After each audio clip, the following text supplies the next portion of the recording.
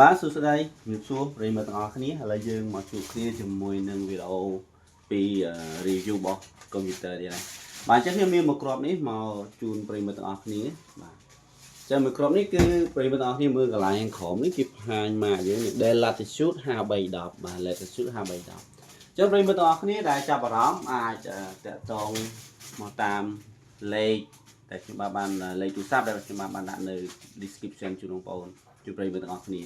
បាទហើយសម្រាប់ Latitude 5310នេះគឺពពាក់ដោយ CPU Core i7 ជំនាន់ទី10យើងមើលទាំងអស់គ្នាបាទ Core i7 ជំនាន់ទី10ហើយនឹងអេក្រង់13.3 inch បាទហើយសម្រាប់នេះក្តារចុចមានភ្លើងភ្លឺទៀតបាទហើយសម្រាប់ RAM បាទ RAM គឺមានទំហំ 8GB បាទហើយជាមួយនឹងបងប្អូនត្រូវការ storage ធំគឺ storage 512G បាទអញ្ចឹងសម្រាប់ CPU Core i7 RAM 8G storage 512G ប៉ុណ្ណេះគឺបងប្អូនយកធ្វើការងារកែឡៃដើរប្រយតែម្ដងបាទហើយសម្រាប់កុំព្យូទ័រនេះគឺខ្ញុំតម្លើងកម្មវិធីសាកល្បងប្រើប្រាស់បាទគឺដើរ smooth ល្អបាទដើរ smooth ល្អបាទ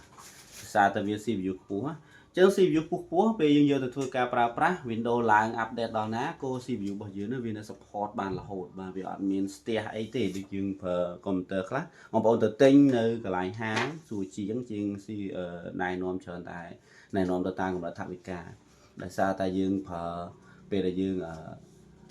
ងមានគេគិតថាយកទៅប្រើការឡៃរៀនសូត្រធម្មតាប៉ុន្តែដល់ពេលរៀនចប់ពេលបងប្អូនទៅធ្វើការងារផ្សេងប្រើកុំព្យូទ័រនឹងអត់កើតទៀតទេដោយសារតែ CPU បងប្អូនទៅទិញហ្នឹងគឺភាគច្រើនទៀតប៉ុន្តែ CPU នេះវិញគឺជា CPU ស៊េរីខ្ពស់ហើយបងប្អូនរៀនទិញយកទៅប្រើទៅរៀនផងហើយរៀនចប់ក៏នៅតែប្រើប្រាស់បានដែរបាទដោយសារតែ CPU ខ្ពស់ហើយកម្លាំងម៉ាស៊ីននេះខ្លាំងតែធ្វើឲ្យដំណើរការ Windows នឹងឯងគឺនៅតែរលូនសម្រាប់បងប្អូនប្រើប្រាស់អត់មានតឹងចិត្តតាក់ចិត្តអីទេបាទសម្រាប់ Windows 11គឺ license ពីក្រុមហ៊ុនតែម្ដងបាទអញ្ចឹងកុំព្យូទ័រមួយគ្រឿងនេះគឺមាននៅក្នុង stock បងប្អូនចាប់អារម្មណ៍អាចតាក់ទងបាទ comment ឬក៏ឆាតមកខ្ញុំផ្ទាល់តែម្ដងក៏បានដែរបាទហើយឬក៏ Telegram បងប្អូនមើលលេខ Telegram គឺខ្ញុំ010 6610 86បងប្អូនអាចតាក់ទងមកបានអរគុណច្រើន